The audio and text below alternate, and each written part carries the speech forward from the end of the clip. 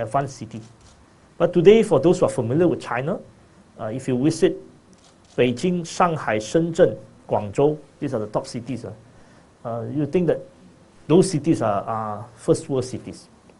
And say, for instance, someone who was born in 1999 in Beijing and come to KL today, they will think that we are not moving anywhere and we are lagging behind from even China.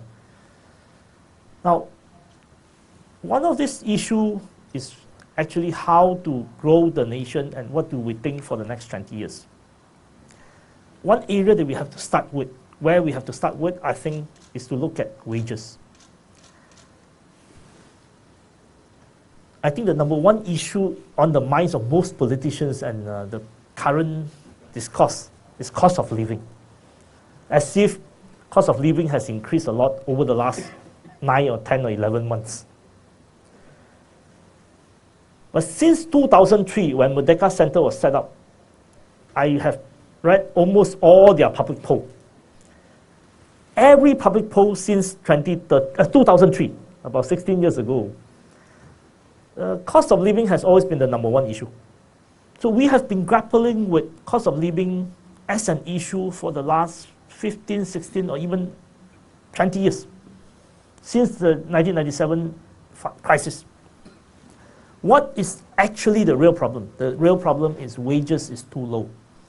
Wages is too low, and wages have stagnated over the last 20 years. Someone who came back, for instance, in 1999 from overseas education, they probably would offer 2,000 ringgit in 1999. But today, graduate pay could be even less than 2,000.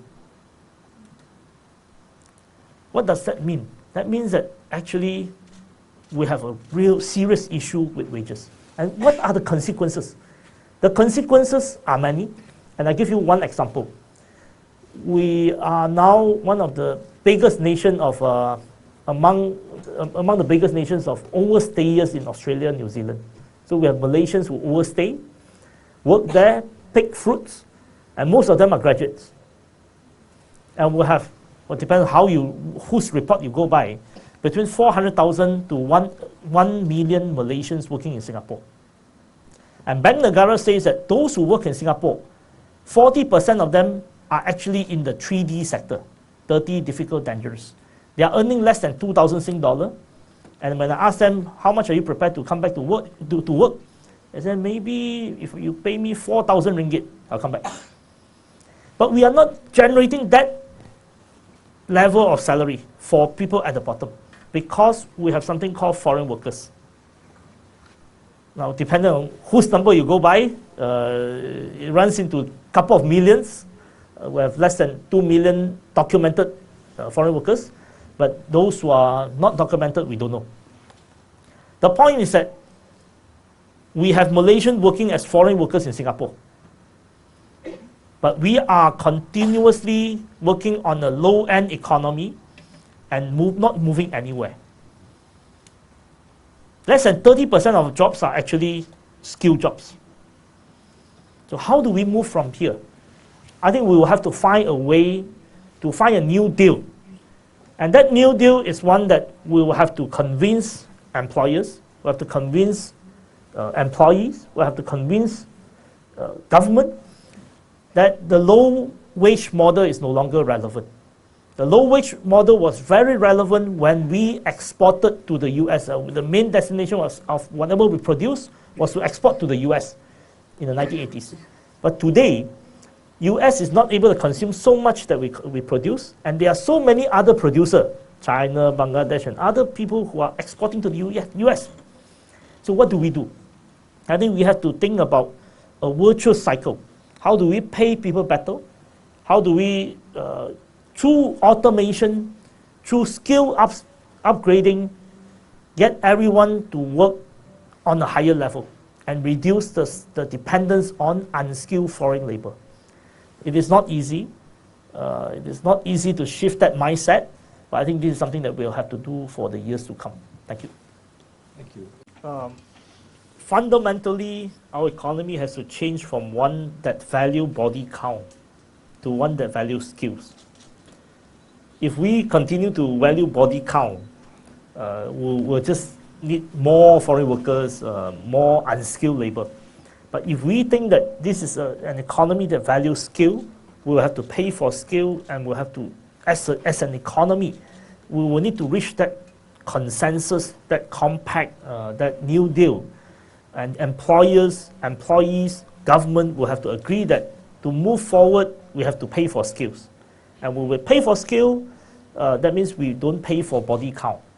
For instance, I don't think, I have a lot of problem with the old approach of looking at talent, because the old approach was to look at trying to bring back top talent, but how to match, let's say, a 15,000 Sing dollar income. Bringing someone who earns 15,000 Sing dollar, we may not have that ecosystem. But it is for us to build that ecosystem of paying nurses who are now paid, say a nurse with 8 years experience in a private hospital in Malaysia, she's probably paid 3,500. But she will be paid 3 to 4,000 Sing dollar. Instead of paying her 3 to 3,500 ringgit, we're prepared to pay this person 6,000 ringgit. Because for someone to come back from, say, Singapore, they are not looking at one-to-one matching salary. They are looking at, say, 2/3 of the salary. Now, can we start from the bottom? If we can start from the bottom to build, then we'll be able to build an economy that values skill from the bottom, and then you build on top of it.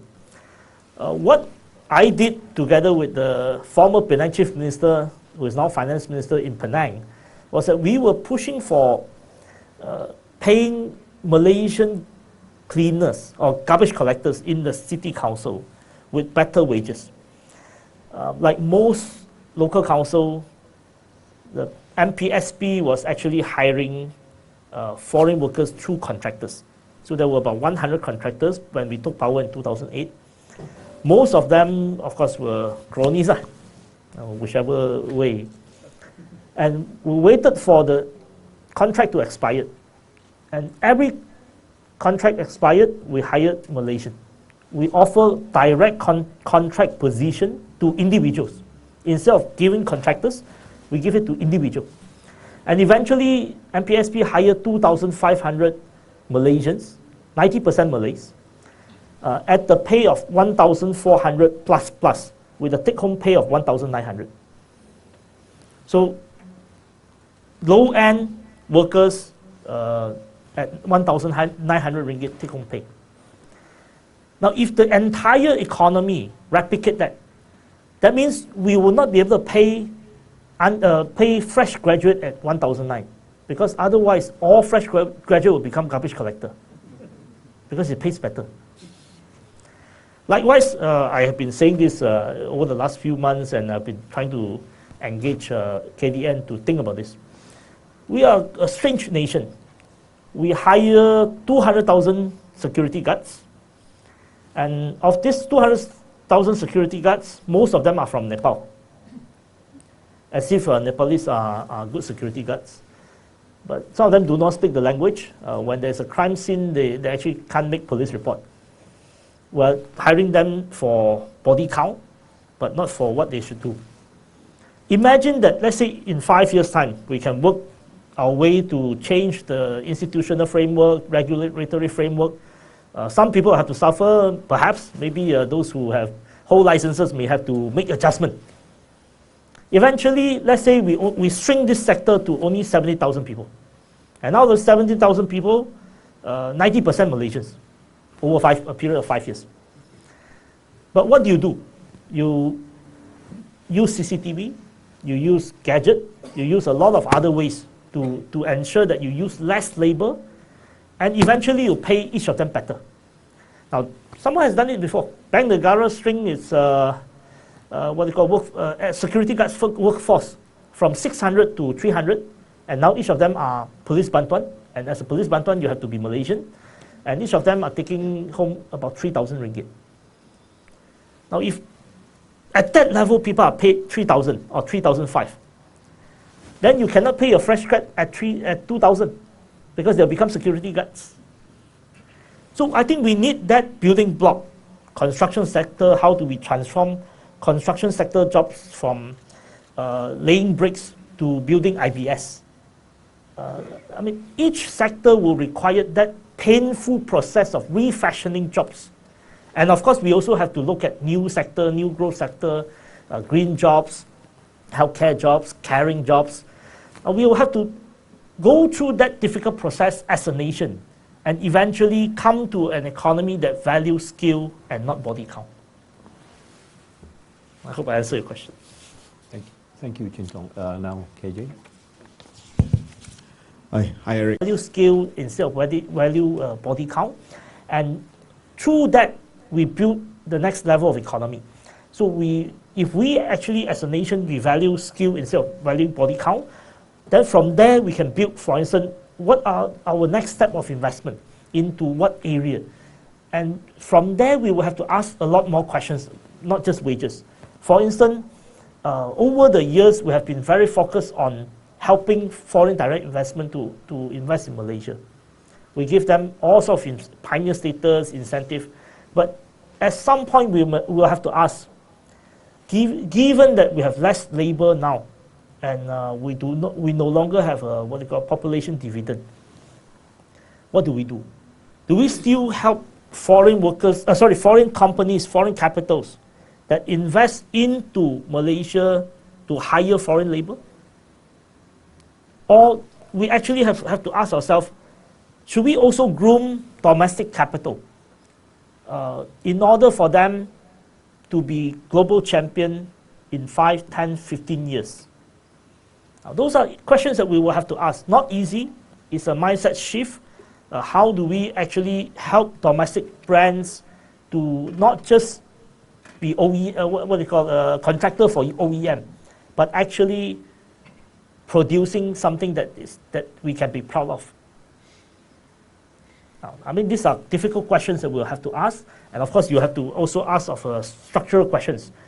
Do we reform the institutions? Do we cut down corruptions? Do we cut down favoritisms? It has to come in a package. Thank you. Okay, thank you, Chin-Tong. If I may get the Haji who almost went to the mic. Thank you. Thank you. Your name and... I'm not sure which are your number one questions, but I think you touched on the financialization of the economy.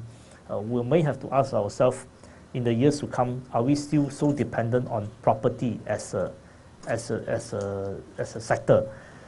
Do we have to rethink? See, for instance, now more than 50% of bank loans goes to car and property. Is it a productive way of using our societal capital? Do we channel those or guide those what they call the investment, instead of investing in property and car? We have to guide the society eventually to invest in productive capital, productive activities. Now, how do we do that? I think those are issues that will require us to have a lot more debate. Instead of thinking of property as a sector, and instead of property, and part of the problem I can share with you is that when you look at FDI figures, you have to look at how much is actually investment into property. And I advocate that take out the property part from the FDI figures so that you know how much is into productive sectors. So those are the questions I hope I touch on some of your concern. It's a very important point. Any inroads into this knowledge economy? Thank you. Chin-Tong. Comment on cost of living. I think that can be one way of looking at it. If your economy is totally close to other country and there's no exchange rate problem, you don't import, then I think you can say, okay, let's press wages and also cost of living down, or make it equalizing. Therefore, there's nothing to worry. But I don't think we are in that situation. But anyway, I think in terms of cost of living, we may also need to rethink. For instance, do we need to own a car? Each of us own a car, or whether the government can rethink a bus-based public transport model. For instance, we are now, because we kept oil at about at 208, and each month at least 300 to 400 million spent on it. Can we actually pay people to take bus? I'm saying something that is outrageous. But in the long run, if we look back or we think through this whole question, instead of everyone driving a car and 20% of bank loan goes to car, can we consider a society in which we are more bus-based, and bus can be made free or near free, or even us paying people to take bus? In exchange, in the long term, petrol price is not subsidized. We're not talking about short term. The next day you say, Chintong say don't subsidize petrol, then but we're talking about long term. Can we subsidize buses? Can we subsidize public transport in exchange of not subsidizing petrol in the years to come? Of course, sequencing is important. Of course, you do it now, then you have a political backlash. But once you provide sufficient public transport, and when driving becomes a luxury and not a necessity, can we have a different type of society? Housing. Does everyone need to own a house? Or actually, some houses can be built for rent, and we have a stronger rental market that protect both the owner as well as those who rent. Now, those are areas in which we can look into, but however you do it, controlling prices has its limitation. Controlling cost of living has its limitation. When you have a 20-year period of stagnation, wage stagnation, this is what we are dealing with and we have to grapple with. Thank you. No. I am also a self-defined Keynesian, but there are two parts to it. One is that I think conventionally Keynesian focuses on jobs, and I also subscribe to the idea that when government is managing the economy, if you go by neoliberal thinking, you're managing inflation and inflation and interest rate as your main concern. Whereas if you go by Keynesian thinking, you're more focused on jobs. Now that is the conventional part of me. But the other part of me is that I think I also read Mazzucato, and I think if you look at Mazzucato's view, there is a role, there is a progressive and also proactive role that the state can play in creating technology, in creating an environment where the nation as a whole invests in technology. So we give an example. Internet was actually started by government, by the military. Siri, GPS, these were all invented by the military, eventually become civilian technology. So the role of the government in the economy, it has that role as well. But of course, the way we run it here, we will have to review. Should government own banks, or should government just regulate banks? Should government own private sector housing developer? Should government be housing developer? That we may have to ask. Should JLC be housing developers, or the government just provide public housing and leave the role of housing developer to private sector and regulate them rigorously? So we may have to ask these questions in the long run. On your second question, you see, the countries or the city-states that can actually go into a race to the bottom has no hinterland problem. So Singapore, Hong Kong has no hinterland problem. But for other country which has a hinterland, the cost of running the nation is not just about cities, but it's also about the hinterland. That is one situation that this race to the bottom, we can't follow this race to the bottom because we do have a hinterland to handle. Secondly, even city-state like Singapore and Hong Kong is now facing democratic challenges. See, when you're an authoritarian nation and city-state, you don't have to worry about providing that much of social goods. But when you are in a democratic competition leading up to an election in Singapore, for instance, or in Hong Kong, with the umbrella movement, with people very unhappy with housing, very unhappy with a lot of other public services, because the government collect very little taxes, therefore provide very little social services. At some point, they will face challenges that they cannot handle. So I don't think we should join the race to the bottom. I agree with KJ that we should be a destination of investment for other reasons instead of tax incentive. And I think there's one question that our society do not have a consensus as yet. Do we compete with Vietnam or we compete at different level? Okay? This is a difficult question because today Chinese companies from China are thinking of moving out. And I've met investors from China and say, we're now thinking between you or Vietnam. But of course, labor cost is a consideration. But labor cost in Vietnam is also not cheap. But do we compete with Vietnam or we have to set ourselves for some higher challenges? I would say that we shouldn't compete with Vietnam. We should compete at a different level. So we should not compete of being a cheap destination. We should compete as being a good destination for various other reasons. Thank you. It was Milton Friedman. Should follow. In fact, I say Singapore is not able to sustain such a low tax regime when there are democratic competition domestically, and also eventually they will have to face with the consequences of choosing to continue that model, or at some point they will have to raise taxes one way or the other. I think perhaps in the long run we may also want to think that if let's say we have a 20 years horizon, we may not necessarily have to think of Singapore in the current state. I remember when Iskandar was introduced, I was interviewed by Wan Hamidi at that time, and then I say, that was in 2005 or 2006.